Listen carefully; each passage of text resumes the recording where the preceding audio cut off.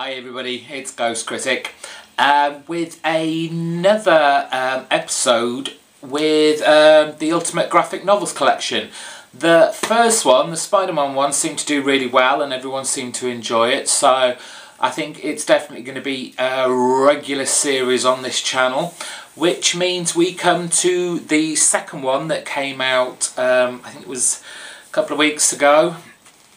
It is the UnCanny X-Men Dark Phoenix, and it's Chris Claremont and John Byrne. I think the word classic you would think was quite overused and sometimes not really worthy of the word for most storylines, but I think arguably for most this is the X-Men story that kind of catapulted the X franchise as a whole. We certainly wonder, you know, if this had never happened, kind of where would the X titles have gone? Would they still be, you know, hanging around? This storyline is certainly referenced by so many writers and creators down the line and over all the X titles. It is a classic above classic. This is basically the second half of what is kind of known as the whole Phoenix saga. The first part of it being in UnCanny X-Men, I think it's issues 101 to 108, which is where we see Jean Grey getting the Phoenix Force power and becoming this new kind of persona of Phoenix. Notice not the Dark Phoenix, just Phoenix. And this is the second kind of installment of the saga, which is, yes, Dark Phoenix. So you know, if you stick dark on the front of anything, you know things aren't going to go too well. Now, the book is kind of split into, as well, for the Dark Phoenix saga. We begin with the X-Men leaving Muir Island after being with Moira Taggart for a while, and as they're going home, Jean Grey has another of these kind of waking dreams where she finds herself in this 18th century kind of setting, and she's now dressed up as a lady, and she has this kind of paramour called Jason Wingard. More about him later on. She is fully awake and not sure where these kind of visions, waking dreams are coming from, but she seems very reticent about telling anyone about them. What it actually is, we find it's the Hellfire Club. Now, the Hellfire Club is a collection of very wealthy, very influential members of society who obviously, you know, want more power, want more money, and what they're attempting to do is corrupt Jean Grey and bring out the Phoenix Force to its fullest potential and use it to their own ends. Very silly. So that's kind of the overriding arc of the first half of the book. We get introductions to, well, one of the first, I think, is the debut. If you can see right there on the cover, the debut appearance of Dazzler. What happens in the first couple of issues is the X-Men and both them and the Hellfire Club are trying to recruit two new mutants that have been found. One being Dazzler and the other one being Kitty Pryde. And so the X-team split off to try and kind of get these two characters to come and join the X-Men. and obviously teach them in their powers and their mutant abilities. Unfortunately, things don't obviously go as to planned, and eventually all the X-Men are caught and imprisoned by the Hellfire Club. All throughout, Jean is still being corrupted by the Hellfire Club and Jason Windom. And eventually, of course, she turns to the dark side, and she becomes the Hellfire's Black Queen and turns against the X-Men. There's battles aplenty, beautifully drawn and rendered by John Byrne. This is a lovely book to read. I have read this before, but in one of those essential Marvel collections, so it's always been in black and white, so it's nice now to actually read it in full colour, the way it was originally printed. So yeah, that's the kind of the first half of the book, where, you know, the Hellfire Club, they turn her and corrupt her soul, and she becomes the Black Queen, and she looks as though she's going to be working with the Hellfire Club. Scott goes into this kind of psychic kind of universe in Jean's mind to try and rescue her, and he gets caught up in the whole 18th century kind of scenario to try and, you know, snap her out of it, which he kind of does.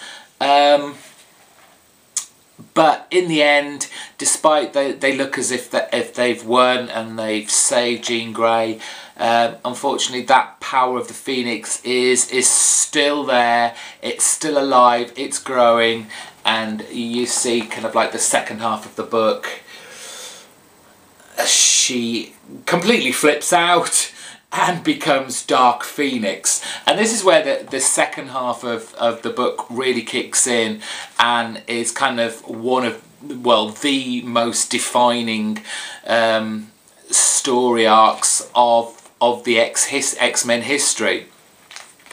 And this is kind of the trial or the battle for Jean Grey slash Dark Phoenix, because what happens is, despite the fact that she is all-powerful now, she has this cosmic power as the Dark Phoenix, she still needs to feed to build up this energy, to keep it maintained.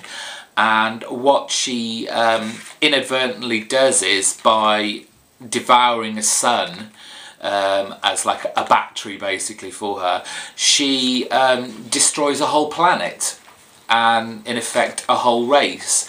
And this brings in the attention of Liandra and her Shi'ar forces.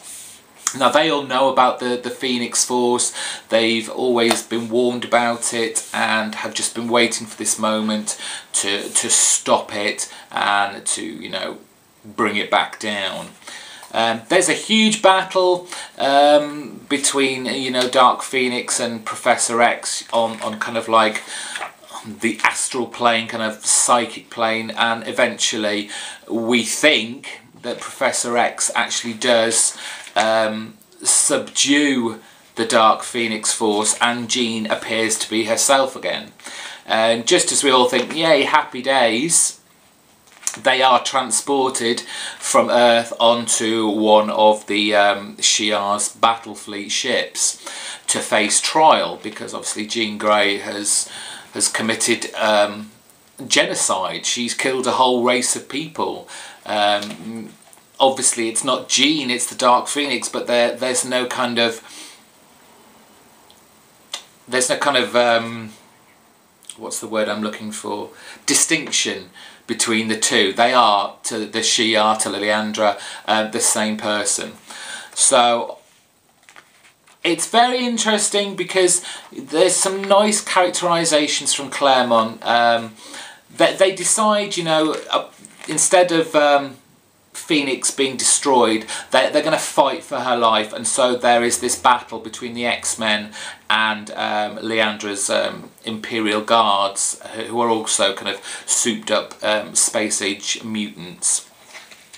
But it's the scene before it. It's kind of like the night before, where they're just resting before the day of the big battle, and it's each of the X-Men kind of tormenting themselves almost on whose side they should really be on. Yes, Jean has done, you know, this horrendous thing as the Dark Phoenix, and they really do have like a really dig deep into their conscience about whether this would be actually a good idea just to have Jean Grey, you know, be killed so the Dark Phoenix doesn't come up again, because who knows what she will do next. And while I was researching this, it was, and it does actually in the book as well, I'll show you the extra bits at the end, there was meant to be a completely different ending to this. Claremont and Byrne originally had it that, you know, yes, they would have this big battle, but instead of what eventually happened, they would all be defeated, and they just took all of Jean Grey's powers away, which just essentially made her human. Now, some people weren't very happy with that at Marvel, decided that wasn't punishment enough for someone who'd committed genocide, and so it was swiftly changed to where she appeared to commit suicide. right at the very end. It is an emotional ride of a comic towards the end.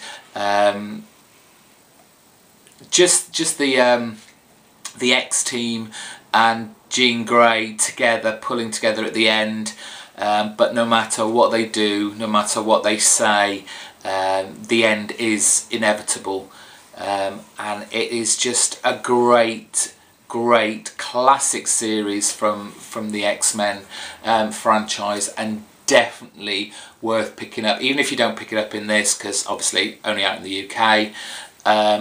It's definitely going to be collected in some trade or another, so I would definitely tell you to go out and read this if you haven't already. As for the general book itself, still in hardback, always will be. You have another part of your little diorama that it will eventually build up to. The inside cover of a kind of red and black silhouetted kind of montage. It has every issue in with every cover that went with it. In the back, the little kind of extras at the end, we have a heroes gallery. So it starts off with, you know, the very first X-Men team, and then when it changed to kind of like the what they call the second Genesis, when giant size X-Men came out. You then have the usual kind of 2 or 3 pages about the creators. So we've got a little bit about Chris Claremont and John Byrne, and then a bit of cover art there from UnCanny X-Men. It's an Alex Ross cover. What issue was that? The UnCanny X-Men 500th edition, which is kind of a homage to the Dave Cockrum's original design of Phoenix. So that was nice as well. And as usual, because they want to try and get you some more money out of you, there's kind of a further reading page. So yeah, another great addition to the collection. Issue 3, I believe, is going to be Iron Man, and it's the first 6 issues of Extremis. That should be interesting because I'm not a big follower of Iron Man. I've never read it, so it'll be interesting what my take on that will be. So I hope you enjoyed this as much as you enjoyed the last one. I'll certainly be doing them as long as you want to see them. Ta-ra!